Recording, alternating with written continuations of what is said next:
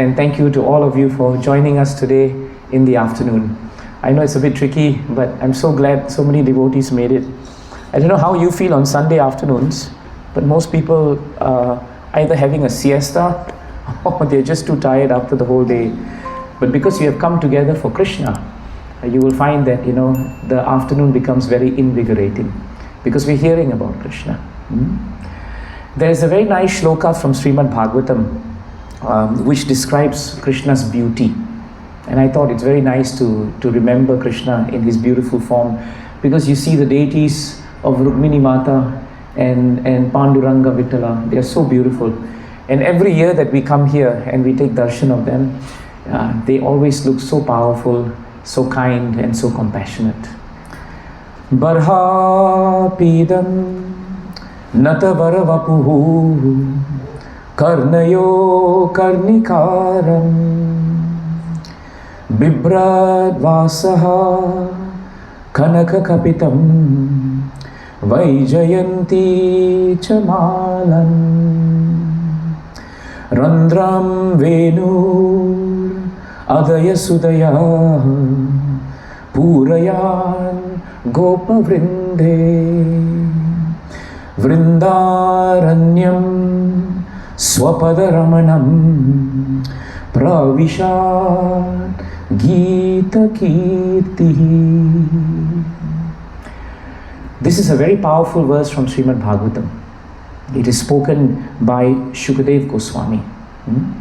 And this verse is so powerful because Śukadeva Gosvāmī, the speaker of Bhagavatam himself, he spent so many years in the womb of his mother. Years, because he did not want to come into this world, it is stated, because he understood that the nature of the world is temporary. And this world is stated in Bhagavad Gita as duḥkhālayam aśāśvatam. Duḥkhālayam means, alayam means a place, dukkha means a place of misery. The challenge of living in this material world is that it is duḥkhālayam aśāśvatam. Aśāśvatam means a place which is temporary. The challenge of living in this material world is every time you develop something, some form of attachment to something, you will realize eventually that it doesn't very often end very well. The reason for it is because by nature, everything that you become attached to will either leave you or will change, or you will have to leave it, because that is the nature of the world. It's not the fault of anything, but it is the nature of the world.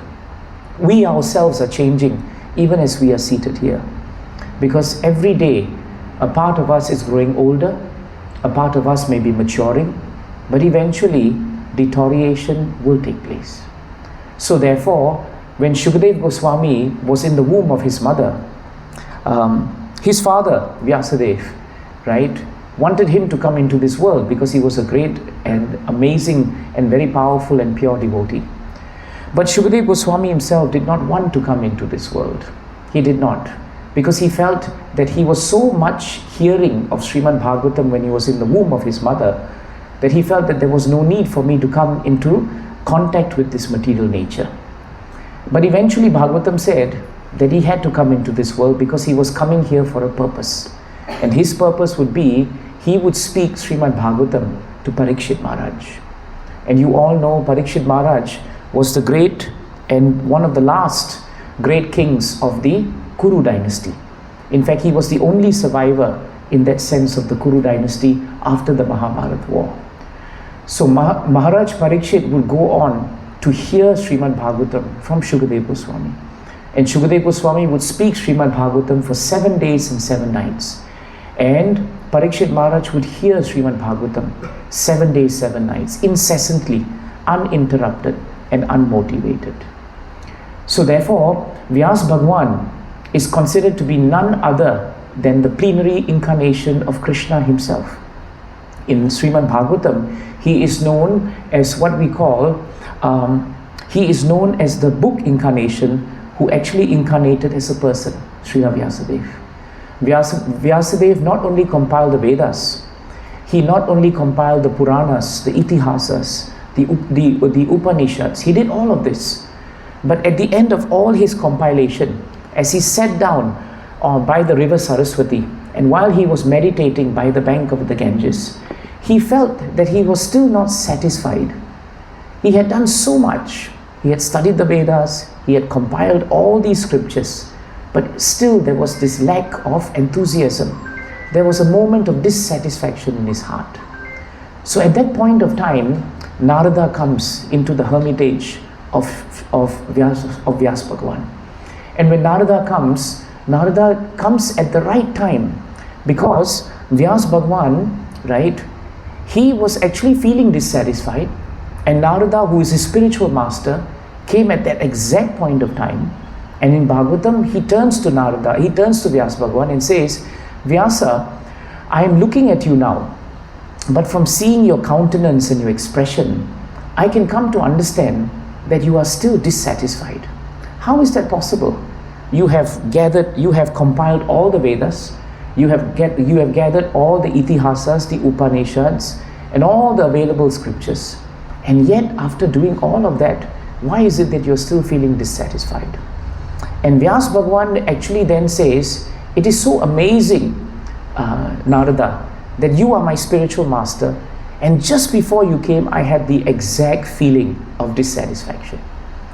And Srimad Bhagavatam tells us that the greatness of devotees that we take association with is that they always come into our lives at the right moment. They never come into our lives at an inopportune moment. And when they come into our lives, it is always for a purpose. There is no sentiment involved in the arrival of a devotee in your life. It is never accident, but it is always arrangement of the Lord. And so, Vyasa Bhagavan began to express his gratitude to Narada. Narada, you have come at a moment when I was feeling so much of dissatisfaction and unrest. Now kindly open my eyes with the torch of knowledge and let me know why I'm in this situation. Now this is another thing that's very important for us. Sometimes we think that we have studied everything and we know everything, and therefore we think that there is no need for us to be guided or taught by someone who is more advanced than us. And in this material world, that is a challenge very often.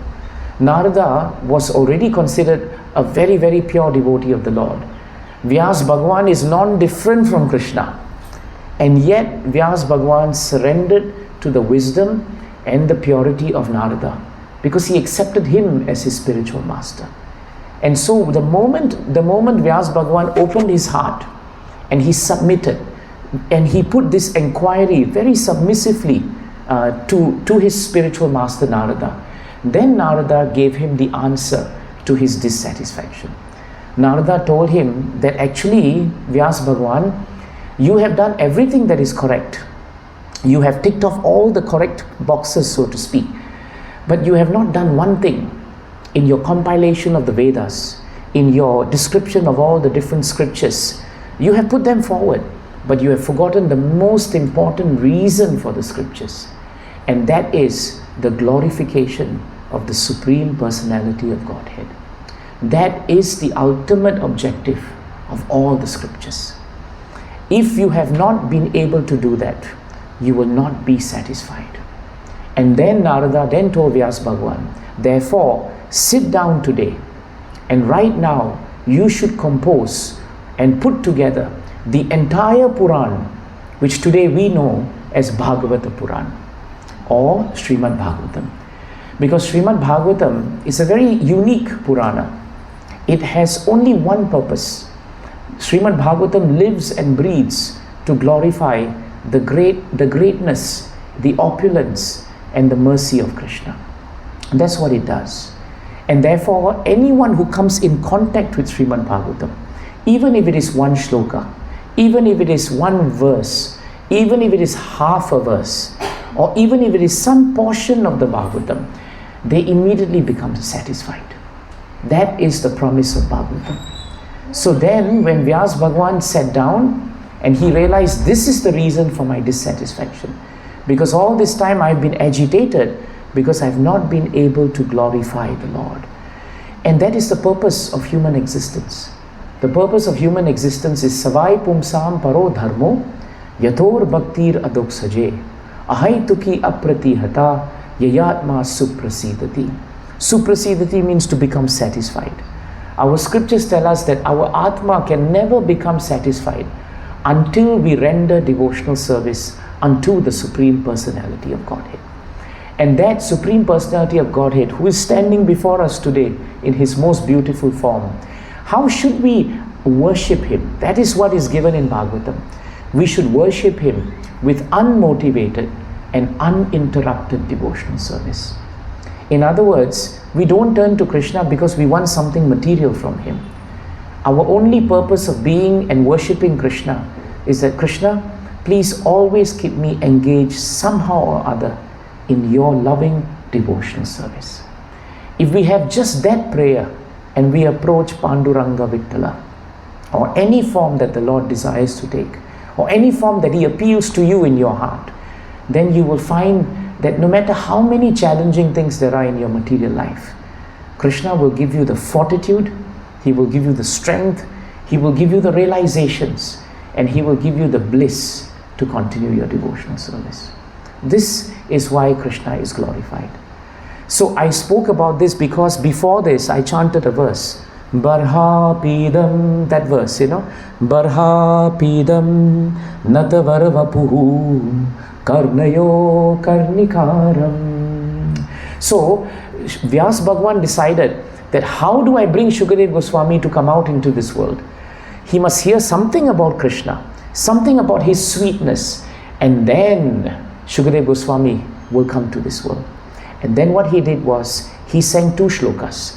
And this is the first shloka that he would sing. Vyas Bhagwan then started singing the shloka. And you can sing it with me, it's not very difficult. Barhāpiḍaṁ, you sing now. Barhāpiḍaṁ naṭa-vara-vapuḥ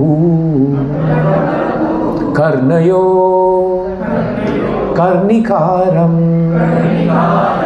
bibra vasaha kanaka kapisham vaijayanti chamala randram venu adhaya sudayo purayan gopa vrindai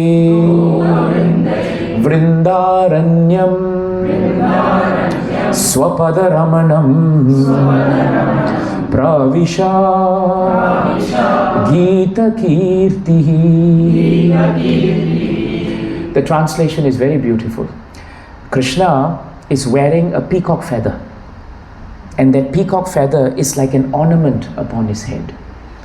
It is stated that the peacock is a very beautiful bird, but the beauty of the peacock and its feathers is enhanced when it is put on Krishna, not the other way around. Sometimes we think that if we do some alangar, if we do some shringar for the Lord, then the Lord looks nice. But that is not correct. Anything that you put on the Lord actually becomes beautiful because it is on the Lord, and not the other way around. So that's a very important concept. So this is the first point. Krishna is wearing peacock feather, and his peacock feather is so beautiful because it is on his head. Then there is this very beautiful flowers known as karnikar flowers. It's a kind of lotus actually. It's a species of lotus karnikar flowers. And those flowers are actually put in his ears. When Krishna was a young boy, he would put flowers in his ears and he would walk around and he would play. And sometimes we do that, isn't it? We put it for children. Those flowers are known as lotus karnikar flowers. And those flowers, Śukadeva Gosvāmī, right, is hearing from Vyas Bhagwan. Those flowers are very beautiful, but when they are put on Krishna, they become very, very nice. Then Krishna is wearing a dhoti, and his garment is actually yellow, almost yellowish like gold. And it is looking very, very beautiful. And then Vyas Bhagwan says, Krishna has the most unique garland in the whole world. It is known as Vaijayanti. Vaijayanti. So Vaijayanti is actually a garland which is specifically meant for the Supreme Lord. And that's why in this shloka, it is stated as Vaijayanti Malam. Krishna is decorated with beautiful Vaijayanti garland. And as all this was being adorned on him, Śukadeva Gosvāmī is hearing from Vyas Bhagwan. And Vyas Bhagwan is saying, this Krishna is the greatest of all dancers. And not only was he the greatest of all dancers, but when he danced, all the animals in the forest, all the denizens of the other worlds like Swargaloka, Siddhaloka, Charnaloka, they would all dance with Krishna. The gopis, the gopas, all of them would dance with Krishna. Krishna's act of dancing is so beautiful in Bhagavatam that if you remember, Krishna actually danced on the most uneven platform in the entire world. And that's the head of Kaliya, isn't it? It was so beautiful because normally if you want to dance, you need a flat and proper platform. But Krishna showed the world that he was the greatest of dancers because he danced on all the hoods of Kaliya. And as he danced on the hoods of Kaliya, every time the hood of Kaliya raised itself in pride and vanity, Bhagavatam tells us Krishna stepped on that a little harder, and Kaliya had to drop the hood in humility. And so Śukadeva Gosvāmī is being told by Vyas Bhagwan that this Krishna, he is in a transcendental form as the greatest of dancers. And in that form, in that mood of dancing, Vrindaranyam, Krishna entered into the forests of Vrindavan. And when he entered into the forest of Vrindavan, he beautified the forest with the marks of his footprints. This is known, Krishna has a certain name in Bhagavatam. He is known as Chalat Charanāravindam. Chalat Charanāravindam. In other words, he is one whose lotus feet adorn the forests of Vrindavan. Therefore, Vrindavan Dham today is not glorified because it is just the place where Krishna sported in his pastime, but it is actually glorified because Krishna walked. The beauty of Krishna was that he didn't take a bus, he didn't take an MRT, he didn't take any other transport. Krishna always walked. When Krishna was in Dwarka for 100 years, he walked everywhere in Dwarka. He walked around the whole Saurashtra area. If you know Saurashtra area in Gujarat, that's the area where Krishna walked.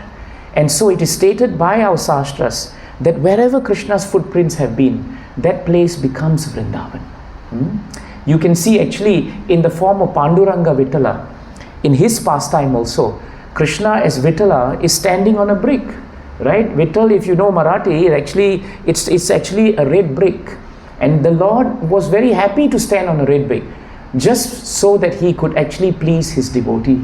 And this is the beauty of Krishna. So Krishna entered the forest in his transcendental form as the greatest of dancers. And wherever he stepped, that place became glorified and beautified. And then the last part of the shloka is very beautiful. Krishna took the flute to his mouth and he filled the holes of the flute with the nectar of his lips. That is the greatness of Krishna. So when Krishna played the flute was a very beautiful instrument, but in the hands and the lips of Krishna, the beauty and the musicality of the flute was many, many, many times enhanced. And then it ends very nicely by saying, Gita Kirtihi. Gita Kirtihi means all the cowherd boys came together and they all chanted the glories of Krishna. And the gopis also did that. Tava kathamritam tapta jivanam kavibiriditam kalmasapaham Shravana Mangalam Srimadatatam Bhuvi Granantiye Bhuride Janaha. The gopis sing Gopi Geet and they say, Krishna, everything about you is nectar. Every katha is Tava Kathamritam. It is nectar. And this nectar is Tapta Jivanam. It is the reason why we are existing. The gopis say we cannot exist without hearing this nectar of you. And this nectar of you is what keeps our life going actually. And then they say, this nectar of your holy names and your pastimes is so benedictory. It is so benedictory, it is actually Mangalam. It is truly auspicious. And that's why Venkat Prabhu and Gita Mataji have called us together. Because wherever topics of Krishna are discussed, that place becomes Srimad Atatam Shravana Mangalam. It becomes completely auspicious. And all benedictions of spiritual life is actually given to us just by hearing about Krishna. So that is why we chant these shlokas. And that's why when Śukadeva Gosvāmī heard the description of Krishna in this shloka, then he became inclined now towards the personal form of the Lord. Before that, Śukadeva Gosvāmī was very attracted to the impersonal nature of the Lord. You know, Krishna has three forms. In Srimad Bhagavatam, it is stated that Krishna has three different levels of realization. The lowest level of realization is what we call Brahman realization. That means we try to associate with Krishna not with his form, but with his impersonal energy. It's like sun, you know. The sun has sunlight, and therefore the sunshine, we see the sunshine and we are attracted to it. And sometimes we think the sunshine must be everything. But our scriptures tell us beyond that realization of the Lord in his impersonal feature is the Lord in the form of his Paramatma feature. That means Krishna is in the heart of everyone as Paramatma. And as Paramatma, he inspires you. If you hear Krishna as the voice of your conscience, he will guide you. If you don't hear him, he becomes silent. But he is always in everyone's heart. Sarvasya chaham hriddhi sannivishto. 15:15 of Bhagavad Gita. Krishna makes it very clear. I reside in the heart of every living entity. Therefore, Krishna has to do a very amazing balancing. Because Krishna is in the heart of a thief who wants to enter the house to steal something. Krishna is in the heart of the owner of the house who is sleeping but hearing someone walking around downstairs. So Krishna is in everybody's heart, regardless of whether you are a thief or whether you are the owner of the house. But he is in your heart. And when you approach Krishna in the form of Paramatma in your heart, then you develop a closer connection with him. Imagine trying to relate to someone when that person has no form. It's very difficult. Supposing now, Venkat Prabhu, you organized this program, but what happened was we did it on Zoom and we all turned off our cameras. So nobody can see each other. You can only hear audio. After a while, what will happen is you will not sit the way you're sitting now. You will go to kitchen, you will grab something, you will walk here, you will walk there, you will read something, you will hear something. You will do everything. Because you know why? It is formless. Therefore, there is no personal connection and there is no accountability. That is the greatest challenge of formlessness. But when you take a step closer to God and you understand that he is in the form of Paramatma, then it's very different. Because if he is Paramatma, then you know he is in your heart. And therefore you learn to respect him. You learn to understand that Krishna is in my heart. Therefore this body, this sharir, is actually a temple. It doesn't belong to me. It belongs to the Lord. This is very important. Do you know in Srimad Bhagavatam 3rd canto, Kapila Dev, one of the great expansions of the Lord, he makes a very interesting statement. He says that when we go to sleep, right, when we go to sleep, our Atma takes rest in the sharir. Then that is the point when we decide we want to sleep. But to wake up this body, only Paramatma can wake us up. The Atma doesn't have capacity to wake up this sharir. It is only Paramatma that wakes us up. So when the day comes when Paramatma decides it doesn't want to wake us up, that day death has taken place. So how important it is that the presence of Paramatma be appreciated in our hearts. But the highest form of realization of Krishna is in his Bhagavan feature. That's why Krishna is known as Krishnastu Bhagavan Swayam. That is how he is known. That is why Brahma in the Brahma Samhita says that Krishna is Govindam Adi Purusham. In other words, he is Adi, he is the original. Ishvaraha Parama Krishnaha Satchit Ananda Vigraha Anadir Adir Govinda Sarva Karana Karanam. It is very clearly stated by Brahmaji. Ishvaraha, there is one controller and he is Parama, he is supreme and he is known as Krishna. He is also Anadir Adir Govinda. Before anything came, there was Krishna. After everything goes, there is Krishna. Only Krishna is here first and only Krishna remains at the end. And then he says that he is Sarva Karana Karanam. He is the cause of all causes. So Śukadeva Gosvāmī heard this shloka and from his heart, he moved from formlessness to Paramatma and he began to feel great feeling and attraction to the form of the Lord. But he needed one more verse. He needed one more verse. And so in the second verse, right, Vyas Bhagwan then spoke the second verse. In this second verse, it starts, Aho Bhakiyam. It says Aho Bhakiyam. Aho means, oh, how great is the mercy of Krishna. And here, Vyas Bhagwan now is speaking about a very important pastime of Krishna. he says to Śukadeva Gosvāmī, how merciful is this Krishna, because he accepted the motherhood of Putana, who came to kill Krishna by pretending to be a mother. He accepted the motherhood of Putana even though she came to kill him. How is it that someone can be so merciful that even though someone came to kill him, instead of actually taking her life and condemning her to the hellish regions of the world, Krishna actually elevated the position of Putana and made her into Dhatri. Dhatri means nurse. So actually if you remember the story of Putana, you'll know that Putana actually was sent by Kamsa to kill Krishna. And actually she was a horrible looking demon. But she realized that the only way for me to kill little Krishna would be I must come really close to him. And how will I come close to him? By pretending to be a nurse or a gopi or a loving mother. And I cannot look like a demon. I must disguise myself looking just like an elderly gopi in Vrindavan Dham. And so what happened was Putana had to remember Krishna and she had to play the part very well. You know, when you're an actor and you have to play a part, what do? You immerse yourself in the role, isn't it? Right? The more you immerse yourself, the more realistic it is. So Putana had to do some homework before she actually came to Vrindavan Dham.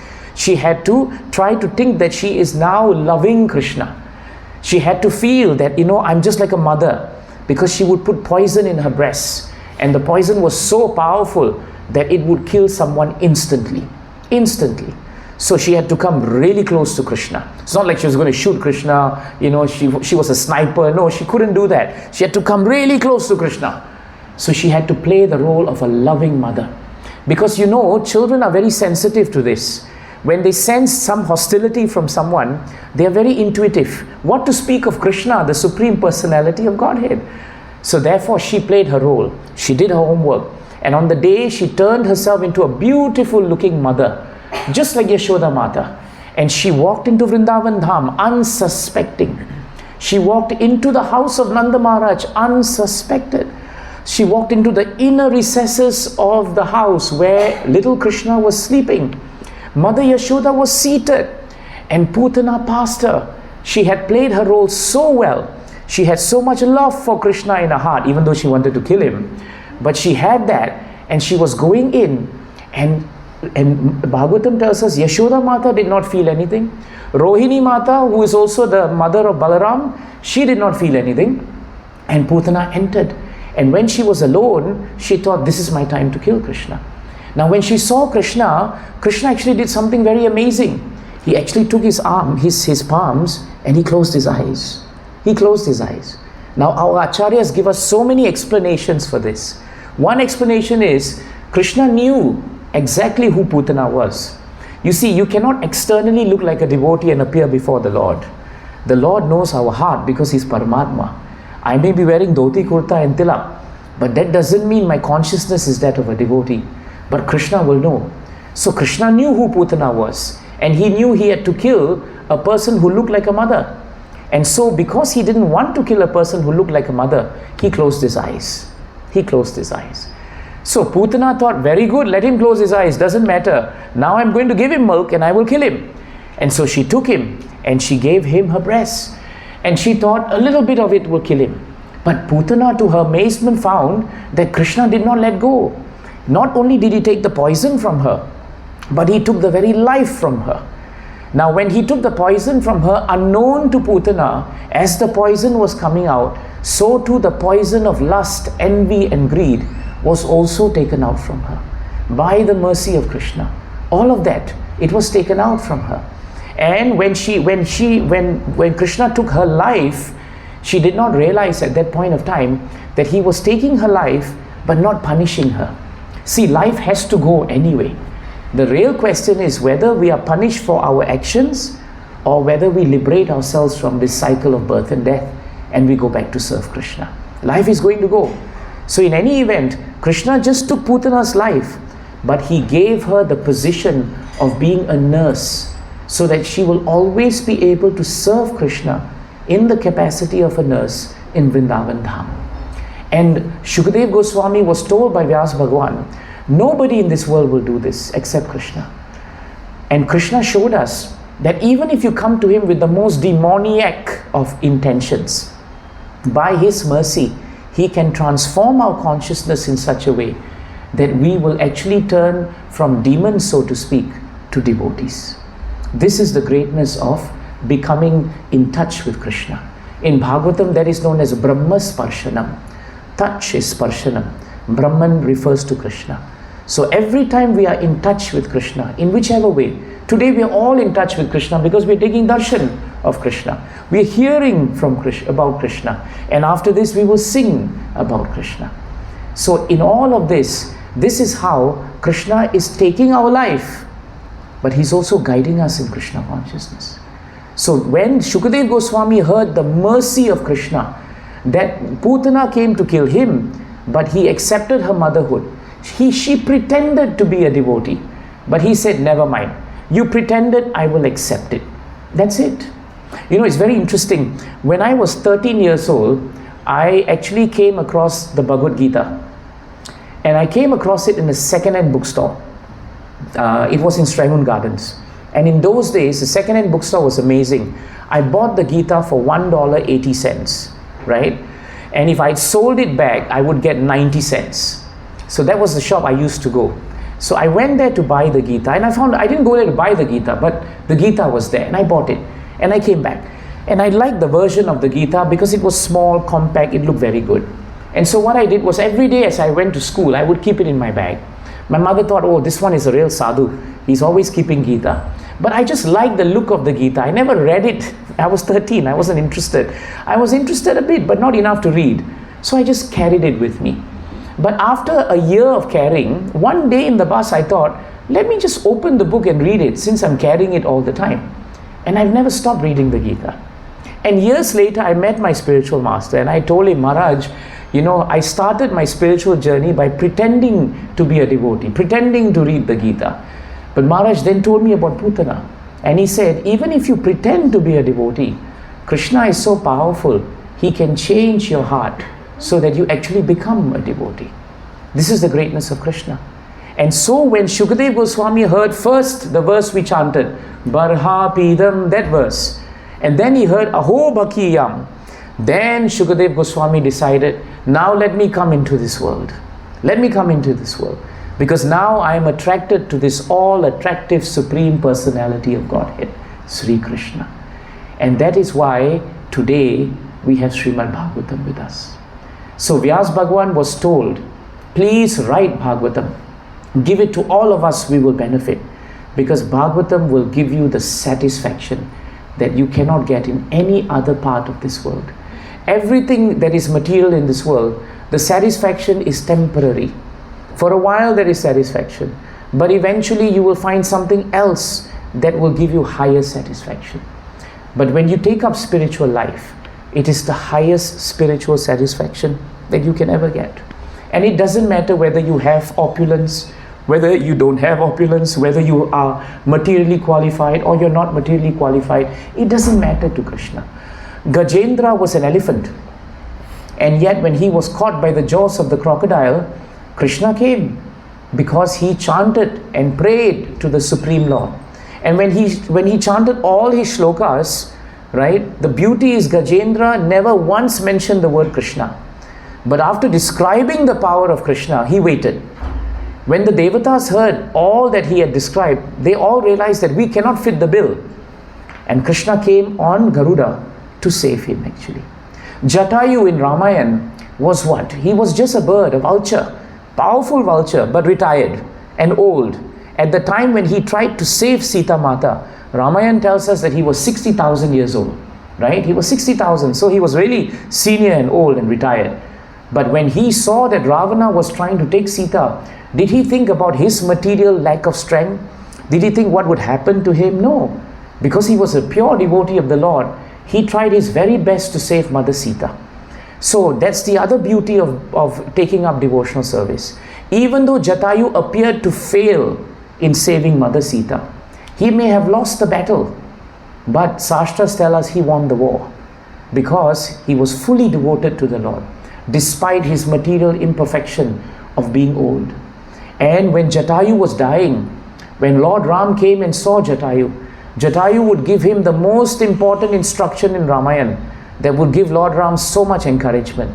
He told him that I have seen Ravana take Sita, but I will tell you that at the time when he took away Sita is known as Vinda. And at that time, anything that you lose, O Ram, will be returned to you in a short time. When Lord Ram heard that, that is when he became enthused. And he thought, I have the courage now to go and find Sita. See the power of a devotee. Jatayu did not have material qualifications. Gajendra did not have material qualifications. Hanumanji, even worse. Hanumanji was a Vanara, right? The Vanar race is very much like the monkey race today, right? And he sings so beautifully. Na janmanunam mahato na saubhagam navang na buddhir na kritis tesha hetoho tairyad vrishishtan apino vanaukashash chakara sakye batalaksh managrajaha. He says in Bhagavatam that, my dear Lord Ram, I have no qualifications. Na janmanunam. I don't have high birth. I don't come from a good parentage. I don't even have a house in which I can invite you, because I live in the forest and I'm jumping from tree to tree. I have no culture in the sense of education. I'm not educated. I cannot speak eloquently because I'm a Vanar. I will speak gibberish. But despite the lack of all of these qualifications, Chakara Sakya Bada Lakshma Grajaha, you have so kindly accepted me as your friend. This is the mood of bhakti. You see, the Vanars, they were considered to be, in fact, Ravana, when he saw the Vanaras, he thought to himself, these are just monkeys. How can Ram defeat me with my kind of warriors? Monkeys, they will never be able to defeat me.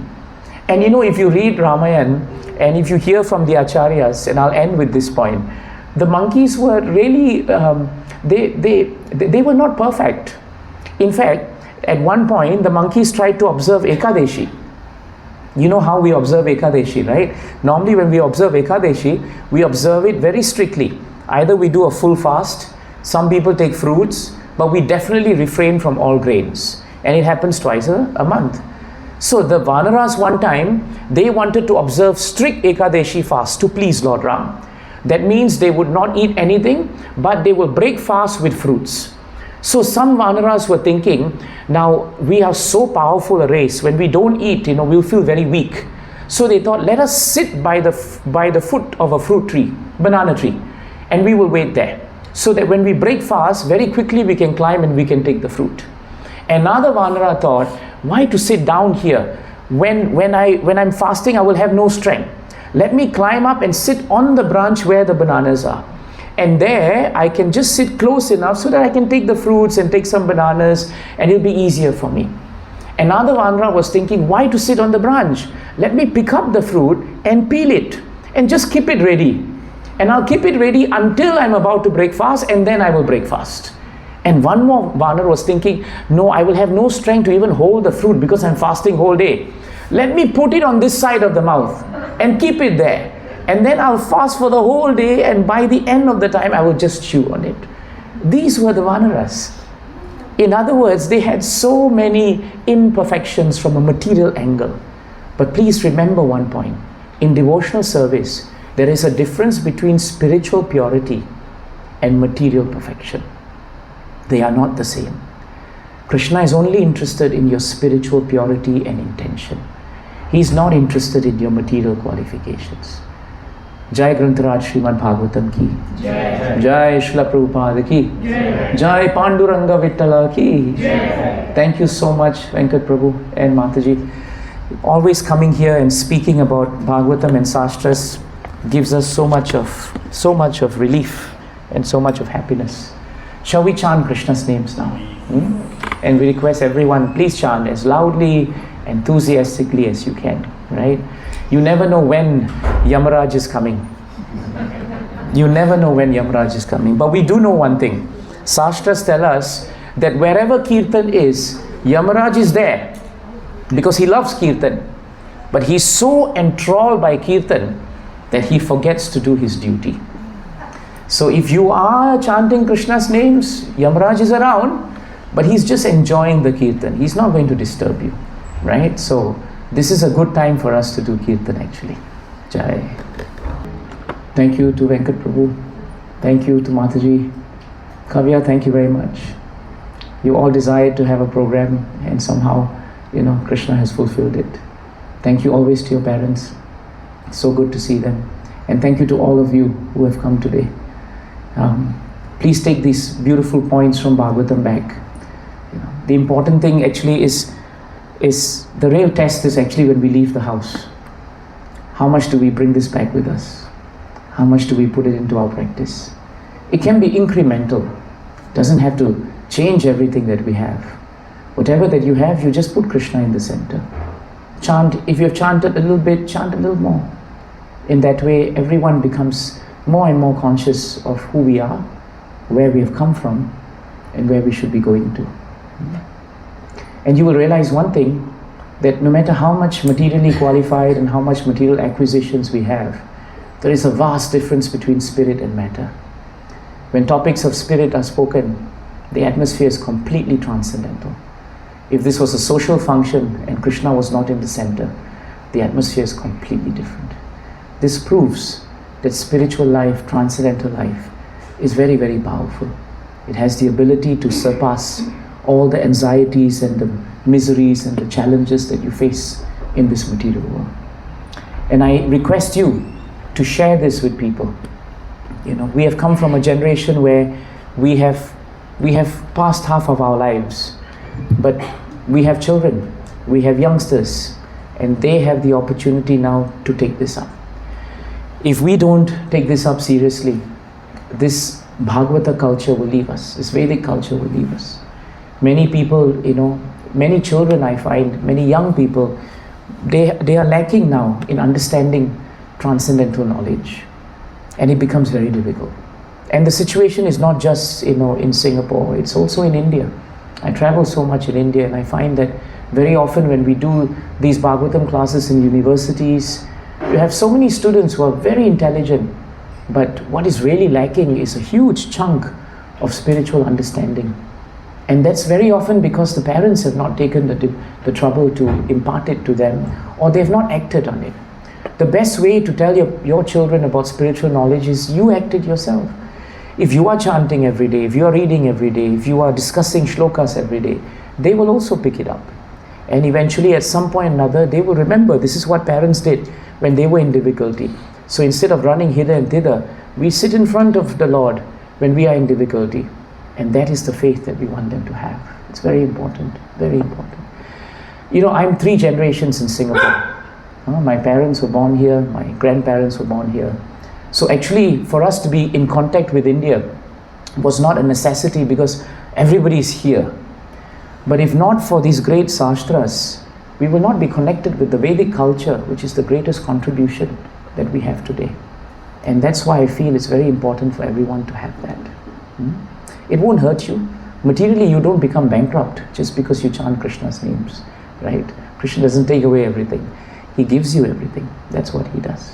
So thank you, Venkat Prabhu, for this.